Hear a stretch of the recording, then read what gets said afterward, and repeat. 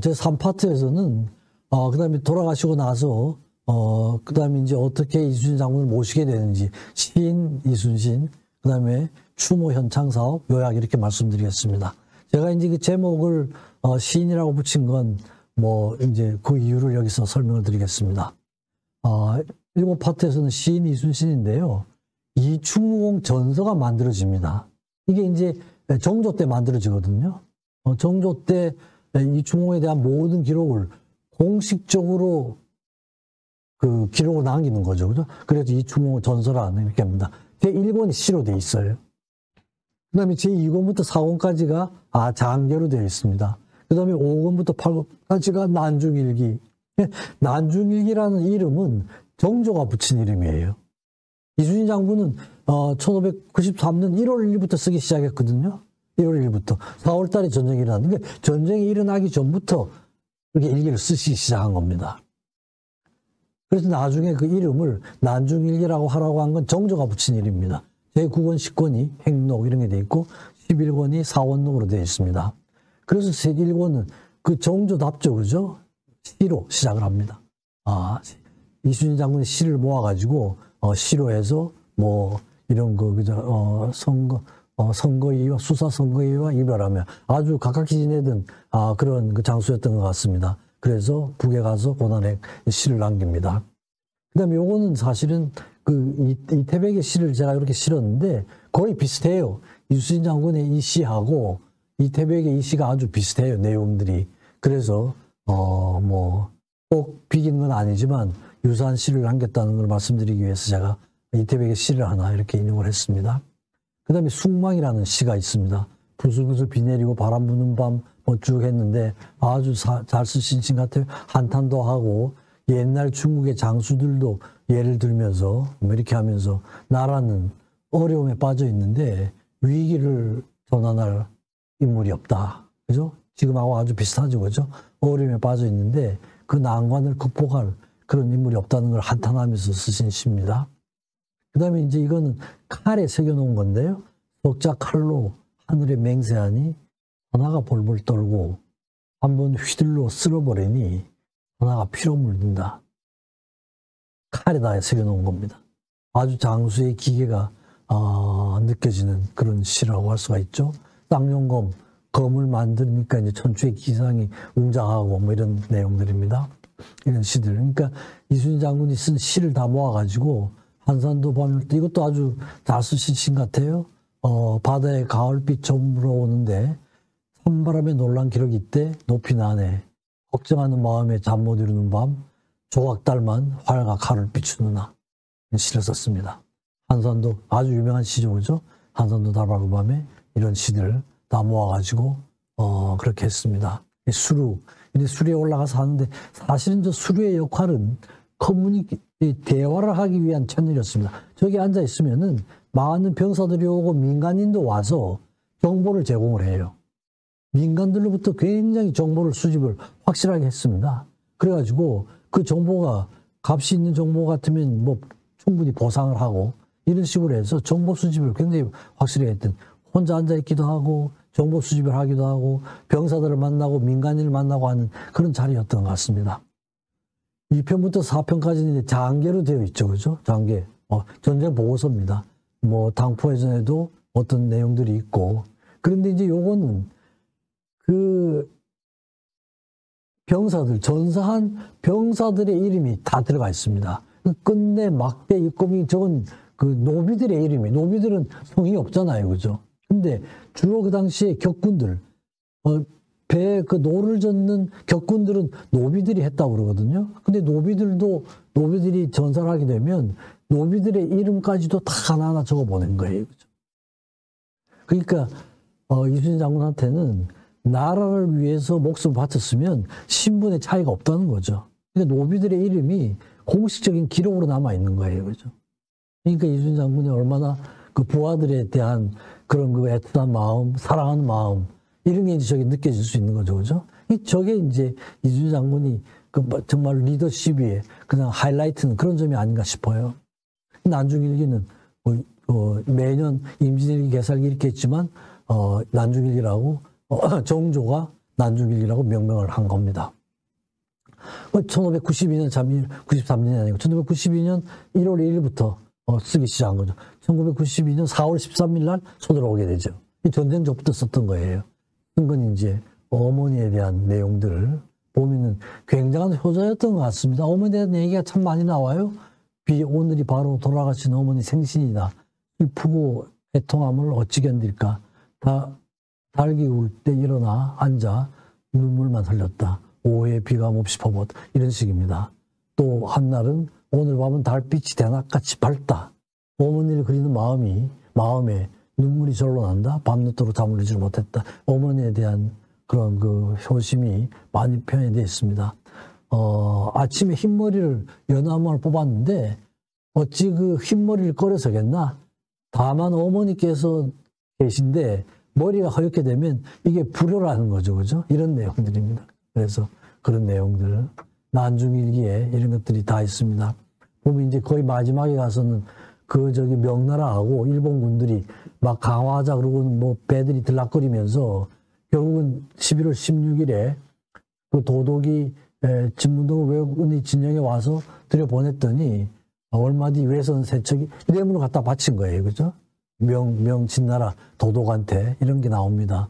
이러면서 이제 마지막 일기가 17일이 되는데 그 뇌물을 받고는 그 배를 하나 내보내주는 거예요. 완전히 폐쇄를 안 하고. 그 배 한 척이 갔는데 잡으러 갔다가 못 잡은 겁니다. 그죠? 빈손으로만 보겠다. 이러니까 그죠? 어떻게 되나요? 뭐 나갈 수밖에 없는 거죠. 외선이 하나 그냥 도망을 간 거예요. 저쪽 그 원군을 청하는 배가 나간 거죠. 그죠? 근데 난중일기는 또 이제 이런 식의 언어의 변천 과정도 볼 수 있다 이러는데 점심이란 단어 이게 아마 처음 등장하는 게 난중일기인가 봐요. 그전에는 점심이라는 말이 없었다고. 그 다음에 불성인사. 지금 인사불성이잖아요. 근데 이제 저 때는 불성인사를 했던가 봐요. 지금은 한탄이라고 그러는데 탄한으로 이렇게 나옵니다. 장구승승. 승승장구잖아요. 그죠? 근데 아마 저 때는 장구승승.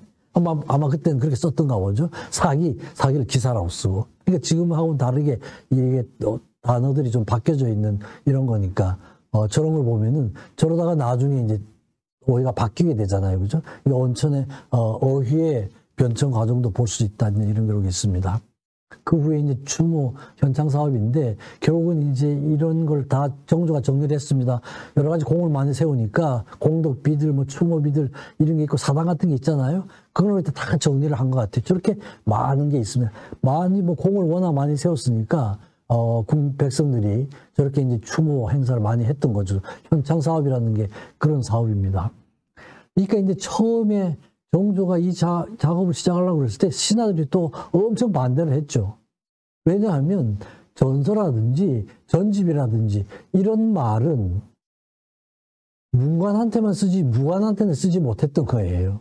근데 이순신 장군이 무관인데 어떻게 전서라는 말을 쓰냐 이러니까 기가 막혔죠. 그러니까 정조가 유현이라고 딱 지적을 했습니다. 뭐 그런 타이틀을 내렸어요. 유학에서의 현자다. 그러니까 문관으로 만든 거죠. 이름을 줘가지고 문관으로 만들어 놓고 그러고 나니까 이제 또 신하들이 반대를 못하는 거죠. 유현이니까 유학에서의 현자다 했던 겁니다. 그래가지고 이제 작업을 해가지고 직접 영의정으로 추정도 하고 신도비도 짓고 그죠. 그다음에 이제 그 전까지 기록들은 그 전설하는 걸 못하니까 그 이충호 후손들이 이충호공 가승 집안에 내려오는 이야기 이충호공 집 여해집 호를 붙여 이렇게 했지, 그죠? 전서 이런 걸 사용을 못했던 거예요. 가승이라고 되어 있던 걸 이제 전집으로 만든 겁니다. 그래서 이제 그런 것들을 현창 사업을 하면서 반대를 무릅쓰고 가승을 참고로 해가지고 전서 이런 걸 만든 거죠. 왕이 편집위원장이 됐어요. 이런 예가 없죠. 왕은 지시를 하면 영의정이 전체 책임자가 되고 신하들이 하지.